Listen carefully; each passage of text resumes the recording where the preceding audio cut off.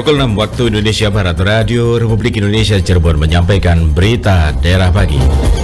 Melalui yang self-declare, jadi kita upload semua yang dibutuhkan di online, termasuk juga legalitas lainnya, kemudian mereka tinjau, selesai. Biaya nggak ada. Sudah adanya Satgas TPPU, sudah dibentuk Satgas TPPU dan menjadi gencar-gencarnya saat ini untuk melakukan pemberantasan TPPU.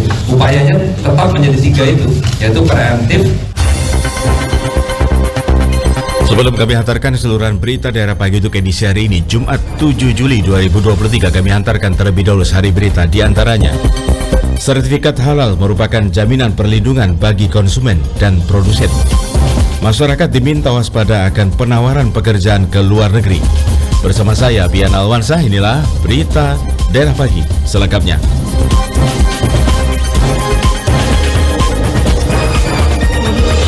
Kami mulai informasi pertama. Sertifikat halal merupakan jaminan perlindungan bagi konsumen dan produsen. Informasi selengkapnya dilaporkan Yulianti. Legalitas berusaha bagi sebuah produk sangat penting, terutama untuk mengembangkan pemasaran lebih luas. Hal itu juga telah dilakukan UMKM AgroSweet dari Kecamatan Harjamukti, Kota Cirebon yang memproduksi gula aren dan gula kelapa bubuk natural selama 5 tahun telah memenuhi seluruh legalitas berusaha. Laku UMKM AgroSweet Ahmad Zakiuddin kepada RRI kemarin mengatakan, legalitas tersebut meliputi PIRT, nomor induk berusaha NIB, sertifikat halal SNI serta uji laboratorium. Ia mengaku walau dilakukan secara online, ketika mengurus sertifikat halal sangat mudah. Kita mengurus melalui yang self-declare, jadi kita upload semua yang dibutuhkan di online, termasuk juga legalitas lainnya, kemudian mereka tinjau, selesai. Biaya nggak ada, kebetulan kita difasilitasi sama Dinas DKUMPP Kota Cirebon, kemudian dari Depkes juga, kita sudah uji lab, sehingga tempo hari kita urus tidak pakai biaya. Terbitnya karena kita berkelompok, jadi kisaran seminggu apa 2 minggu. Sementara pengamat kebijakan publik Riko Noviantoro mengatakan, esensi sertifikat halal adalah untuk melindungi konsumen, khususnya umat muslim, sebagai jaminan terhadap produk yang sesuai dengan syariat. Pemerintah memberikan pendampingan, penjangkauan, kemudahan dan lainnya agar pelaku usaha mendapatkan sertifikat halal. Siklus kebijakan memang dari proses dia perumusan sampai kemudian dia diimplementasi, maka tahap berikutnya adalah melakukan monitoring evaluasi. Itu adalah sebuah tahapan di mana melakukan sosialisasi di awal, kemudian mengukur keberhasilan sosialisasi, kemudian pada saat penerapan, saat ada uji coba dan seterusnya lah. Artinya dibuat sedemikian rupa produsen makanan itu menjadi orang yang merasa paham dan mudah untuk mendapatkan hak-haknya dia, hak untuk dilindungi. Karena sertifikat tadi kan kita maknai sebagai 2 hal, melindungi konsumen dan melindungi produsen. Disinggung mengenai sanksi, menurut Riko, penerapan sanksi merupakan langkah tegas untuk kepatuhan terhadap hukum. Hal yang penting dari sanksi adalah supaya publik sadar bukan karena sanksinya, tetapi sebab dari tujuan kebijakan tersebut diberlakukan. Mendengar berikut pendapat masyarakat mengenai perlukah sertifikat halal suatu produk yang berhasil diimpun RRI. Menurut saya perlu ada sertifikat halal di semua produk karena di Indonesia adalah mayoritas adalah agama Islam, sehingga ketika memakai produk yang sudah ada label halal membuat masyarakat lebih nyaman ketika mengkonsumsi atau menggunakan produk tersebut dipakai oleh masyarakat. Nama Andrian dari Kelangenan. Untuk sertifikat halal pada produk makanan itu sangat penting karena pembeli atau konsumen itu tidak ragu untuk membelinya atau pada saat dikonsumsi itu merasa sudah halal gitu. Saya Dede, saya pikir sertifikat halal pada suatu produk itu sangat perlu karena masyarakat kita kan mayoritas muslim dan sudah dipastikan makanan yang atau suatu produk itu harus bersertifikat halal. Jadi hukumnya wajib buat suatu produk itu. Untuk membahas lebih lanjut mengenai seberapa pentingnya sertifikasi halal, kita akan ikuti wawancara reporter Aji Satria dengan Kiai Haji Samsudin dari MUI Kota Cirebon. Pak Kiai Haji Samsudin bicara mengenai pentingnya sertifikasi halal. Dari kacamata MUI, selama ini seperti apa sih Pak Samsudin? Silahkan.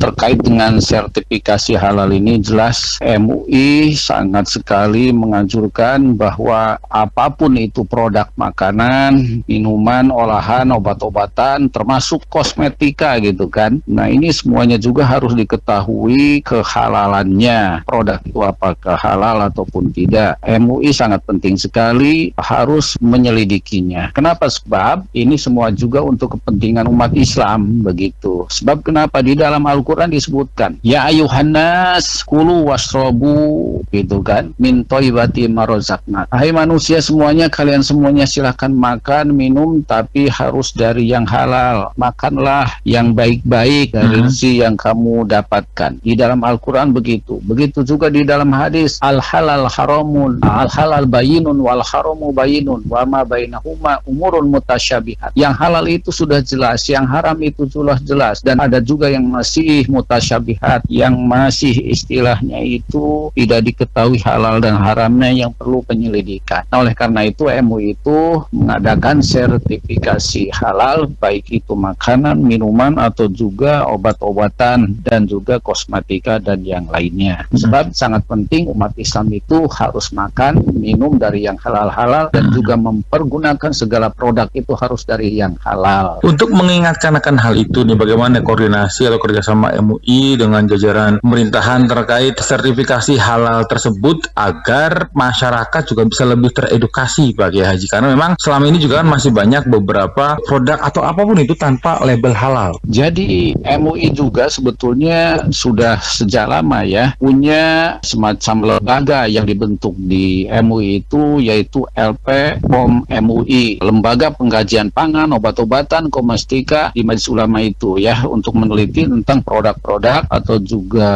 makanan, minuman dan sebagainya sudah sejak lama diadakan. Nah, diteliti, kemudian setelah teliti, dikaji dan sebagainya, hasil dari penelitian itu nanti bakal disidangkan, baru nanti dikasih fatwa. Kalau makanan, minuman nanti dikasih sertifikat halalnya begitu. Itu biasanya begitu di MUI. Nah, itu pentingnya adanya sertifikasi halal. Ini sejauh mana saat ini nih kondisinya menurut Pak Kiai Haji Samsudin sendiri sehingga masyarakat bisa lebih melek gitu dalam oh ya ini produk halal dan bagus untuk digunakan. Jadi sebaiknya bagi masyarakat itu yang ingin mendapatkan sertifikat halal, baik itu makanan atau minuman, prosesnya itu harus diajukan dulu ke MUI kota kabupaten, nanti diusulkan ke provinsi begitu kan. Nanti provinsilah nanti yang mengadakan penelitiannya. Jadi tidak langsung oleh MUI kota ataupun kabupaten. Bahkan sekarang sudah dikerjasamakan dengan perguruan tinggi, sehingga perguruan tinggi yang ditunjuk oleh pemerintah, oleh Kemendag itu meneliti, tapi nanti pada akhirnya sertifikatnya tetap dari MUI begitu. Himbauan nih dari Pak Kiai Haji Samsudin dari MUI Kota Cirebon untuk masyarakat nih supaya lebih menggunakan barang atau produk yang telah halal agar penggunanya juga bisa lebih bermanfaat. Bagaimana, silakan Pak Kiai Haji. Baik, terima kasih. Jadi kami dari MUI Kota Cirebon menghimbau kepada semuanya ya yang punya produksi apapun yang belum mendapatkan sertifikasi halal segera saja dibuat, dan memang tidak mengandung biaya sekarang ini. Sebab kenapa? Kalau memang sudah mendapatkan sertifikasi halal, maka konsumen akan lebih tenang lagi, tidak ragu lagi untuk mempergunakannya. Termasuk umpama di komestik, alat-alat komestika di ibu-ibu dan sebagainya, kalau sudah ada sertifikasi jelas tidak akan diragukan lagi. Apalagi sekarang lagi musim ada skincare yang palsu dan sebagainya, itu bisa membahayakan yang tidak memakai sertifikasi halal. Begitu juga di kota kabupaten, apakah memang selain daripada itu termasuk penyembelihan dan sebagainya yang belum mendapatkan sertifikasi halal, segera diajukan saja. Setelah itu insya Allah nanti akan dipercaya oleh masyarakat umum ketika akan membeli produk-produk. Begitu Pak Haji. Baik, terima kasih nih Pak Kiai Haji Samsudin dari MUI Kota Cirebon atas paparannya bersama RRI Pak. Ya, sami-sami terima kasih. Baik, Assalamualaikum warahmatullahi wabarakatuh. Waalaikumsalam warahmatullahi wabarakatuh. Ya, pendengar, kami juga akan mengajak Anda untuk bisa berinteraksi bersama kami melalui dialog pagi pada kesempatan pagi ini mulai pukul 8 sampai dengan pukul 9 yang akan menghadirkan topik utama yang akan kita bahas menuju sertifikasi halal dengan narasumber yang kompeten di bidangnya. Beralih ke berita lain. Pemerintah Kabupaten Cirebon terus berupaya menekan kasus stunting yang masih cukup tinggi mencapai 18% pada tahun 2022. Jumlah ini sudah mengalami penurunan secara signifikan dari tahun 2021. Saat mengadakan monitoring posyandu di Desa Cisaat, Kecamatan Duku Puntang kemarin, Wakil Bupati Cirebon Wahyu Ciptaningsih menjelaskan kasus stunting pada tahun 2021 mencapai 26%. Pihaknya sangat optimis untuk bisa menekan angka stunting sesuai dengan target pemerintah pusat kisaran 14%. Rasa optimis ini mengingat penurunan stunting pada tahun lalu cukup besar. Lembaga Pemasyarakatan Lapas Kelas 1 Cirebon berhasil menggagalkan penyelundupan narkoba ke dalam lapas kemarin. Kepada RRI, Kalapas Kelas 1 Cirebon Kadiono mengatakan penyelundupan narkoba jenis sabu-sabu dan obat terlarang ini terjadi saat jam besuk di mana seorang perempuan berinisial SDR akan membesuk warga binaan atas nama Ade Usman bin Tuhi. Dengan kesigapan petugas dari hasil pemeriksaan SDR menyimpan narkoba di dalam pakaian yang dikenakannya. Pihak lapas pun langsung mengamankan SDR lengkap dengan narkoba dan membawanya ke Sat Narkoba Polres Cirebon Kota. Menurut Kadiono, pihaknya berkomitmen untuk memberantas narkoba dan salah satunya memperketat pengawasan terhadap para tamu yang akan berkunjung dan membesuk warga binaan. Sementara itu, saat dikonfirmasi Kasat Narkoba Polres Cirebon Kota, AKP Maruf Murdianto membenarkan adanya penangkapan perempuan yang akan menyelundupkan narkoba ke dalam lapas dan kini kasusnya masih dalam tahap pengembangan. Masih banyak PR yang harus dibenahi pemerintah daerah untuk mewujudkan kota kabupaten layak anak. Orang-orang misalnya dewasa yang merokok, yang nantinya akan ditiru sama anak. Meskipun Kabupaten Cirebon sudah menyandang predikat sebagai kota kabupaten layak anak, namun implementasi di lapangan masih belum sesuai dengan harapan. Hal tersebut disampaikan Ketua Komnas Perlindungan Anak Cirebon Raya Siti Nuryani saat dihubungi RRI melalui sambungan telepon kemarin. Menurut Bunda Yani, sapaan akrabnya, masih banyak PR yang harus dibenahi oleh pemerintah daerah untuk mewujudkan kota kabupaten layak anak, salah satunya penyediaan tempat bermain yang aman bagi anak. Kita lihat dulu apakah ada tempat bermain yang aman buat anak-anak ini juga. Kita lihat di desa-desa ataupun di mana, apakah sudah ada tempat yang aman. Terkadang tidak ada yang tempat sendiri, tempat untuk yang layak sendiri untuk bermain anak. Terkadang nggak ada. Di situ kalaupun ada tempat bermain anak, selalu di situ ada juga orang-orang misalnya dewasa yang merokok, yang nantinya akan ditiru sama anak. Bunda Yani berharap menyandang predikat sebagai kota kabupaten layak anak tidak hanya sekedar predikat semata, tapi harus benar-benar menunjang pemenuhan hak-hak anak seperti hak bermain, hak pendidikan, hak kesehatan, serta yang lainnya. Alex Sunardi melaporkan.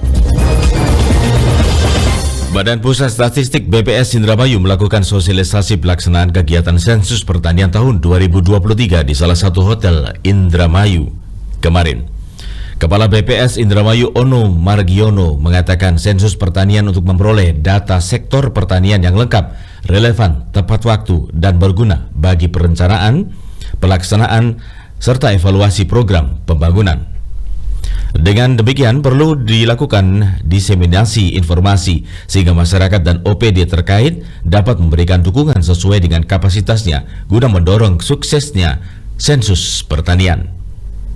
Terdapat 7 subsektor yang diambil datanya, yaitu tanaman pangan, hortikultura, peternakan, perikanan, kehutanan, dan perkebunan, serta jasa pertanian yang menjadi sasaran sensus. Kemudian data yang dikumpulkan meliputi berbagai hal menjadi data pokok pertanian nasional. Gelaran UMKM Expo Majalengka Raharja 2023 di Lapang Pasar Lama mampu menggerakkan perekonomian warga. Terbukti perputaran uang selama 10 hari, acara baru digelar sudah mencapai lebih dari 1 miliar rupiah. Hal ini menjadi bukti perekonomian kembali bangkit setelah pandemi COVID-19. Direktur Utama PT SMU Majalengka Dede Sutisna mengatakan UMKM Expo merupakan rangkaian kegiatan perayaan Hari Jadi Majalengka ke-533. yang digelar sejak tanggal 26 Juni hingga 16 Juli 2023. Kegiatan UMKM Expo memiliki manfaat yang besar sebagai sarana hiburan dan informasi bagi rakyat yang juga membantu pelaku UMKM dan perekonomian. Sejak pembukaan hingga hari ke-10 UMKM Expo 2023, kunjungannya selalu ramai dari warga luar dan lokal. Sementara itu, Bupati Majalengka Haji Karna Subhai mengapresiasi UMKM Expo dan berharap menjadi hiburan rakyat, juga meningkatkan ilmu pengetahuan, keterampilan melakukan inovasi, menjadi ajang promosi dan pemberdayaan bagi UMKM serta perekonomian. Berita daerah pagi ini bisa Anda simak melalui channel YouTube kami RRI Cirebon. Kawasan Rebana diharapkan bisa menjadikan Majalengka pusat pengembangan industri di Jawa Barat.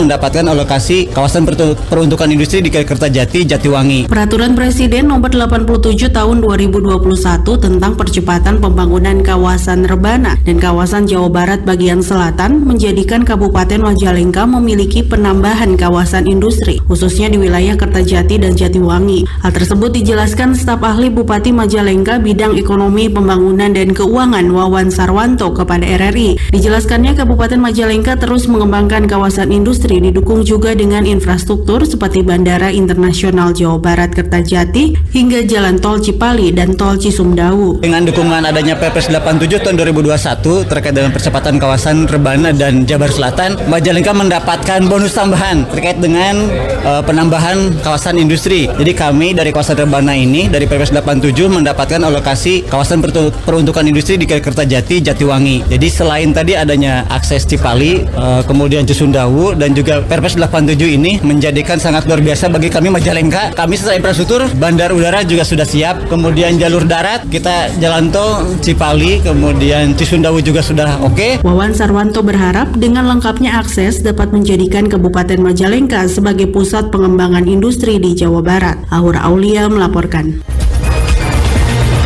Dinas Perindustrian dan Perdagangan di Sberdagin Kabupaten Cirebon mendorong semua produk bersertifikat halal. Berikut laporan selengkapnya bersama Yulianti. Pemberlakuan sertifikat halal secara wajib untuk produk makanan dan minuman di Indonesia dengan tenggang waktu hingga tanggal 17 Oktober 2024 mendatang. Kabid Perindustrian Dinas Perdagangan dan Perindustrian di Sperdagin Kabupaten Cirebon Haji Rodiah kepada RRI kemarin menjelaskan produk lain yakni jasa penyembelihan dan hasil penyembelihan, bahan baku, bahan tambahan pangan dan bahan penolong untuk produk makanan dan minuman bertahap diberlakukan sampai dengan tahun 2026. Pihaknya mendorong pelaku usaha makanan dan minuman di Kabupaten Cirebon untuk dapat mendaftarkan kesertifikatan produknya melalui Kementerian Perindustrian dan Kementerian Agama tanpa dipungut biaya dan persyaratan yang sangat mudah.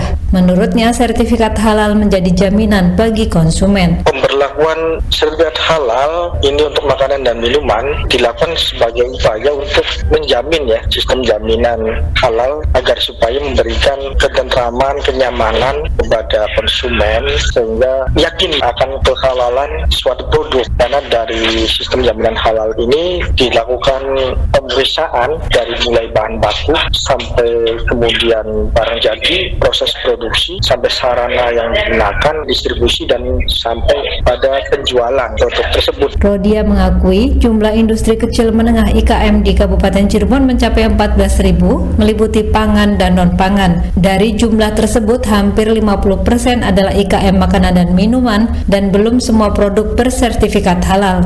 Karena produk yang sudah memiliki sertifikat halal baru 50%-nya. Di Sperdagin Kabupaten Cirebon pada tahun 2023 belum mendata kembali IKM bersertifikat halal. Akan tetapi tambah Rodia, sosialisasi sertifikat halal kini dilakukan secara masif dan massal dari berbagai lintas sektor di lingkungan Pemkab Cirebon. Satlantas Polres Cirebon Kota menyita ratusan knalpot brong dari operasi hunting yang menyasar pengendara sepeda motor di jalan Kota Cirebon. Kapolres Cirebon Kapolres Cirebon Kota AKBP Arik Indra Sentanu mengatakan pihaknya menyita 271 knalpot Bronk periode 15 Mei sampai dengan awal Juli 2023. Operasi dilakukan setiap pekan di jalan utama seperti Gunung Sari, Kartini, Siliwangi, dan Jalan Cipto. Pelanggar akan langsung ditilang dan diminta mengganti knalpotnya dengan yang standar, sedangkan knalpot Bronk langsung disita dan dimusnahkan dengan cara dipotong menggunakan gergaji mesin. Menurutnya, knalpot Bronk membuat tidak nyaman masyarakat dan memicu keributan di jalanan. Ia menegaskan akan menindak pengendara yang masih menggunakan knalpot Bronk dan menghimbau untuk tertib di jalan serta melengkapi surat saat membawa motor maupun mobil. Sementara itu, Polri siap memaksimalkan kerja dari Satgas TPPO.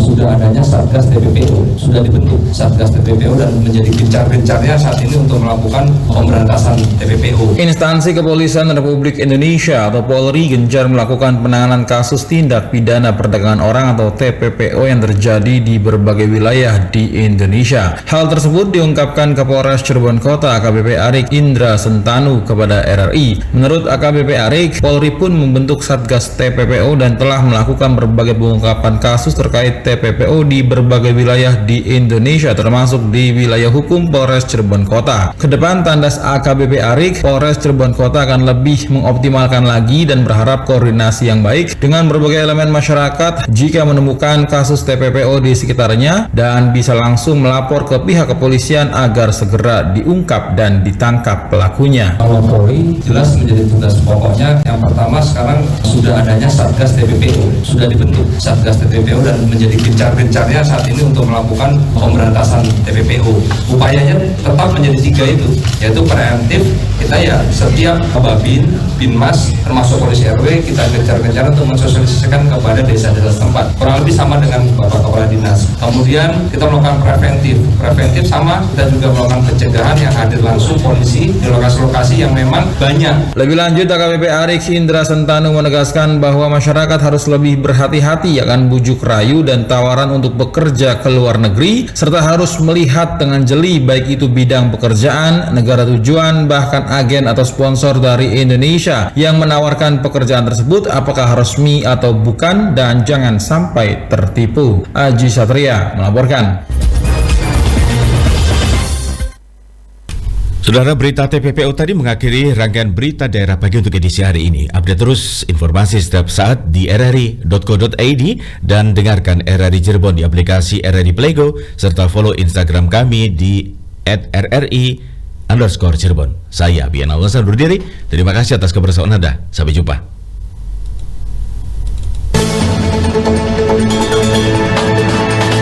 Demikian rangkaian berita aktual pagi ini dalam Buletin Berita Daerah Radio Republik Indonesia Cirebon.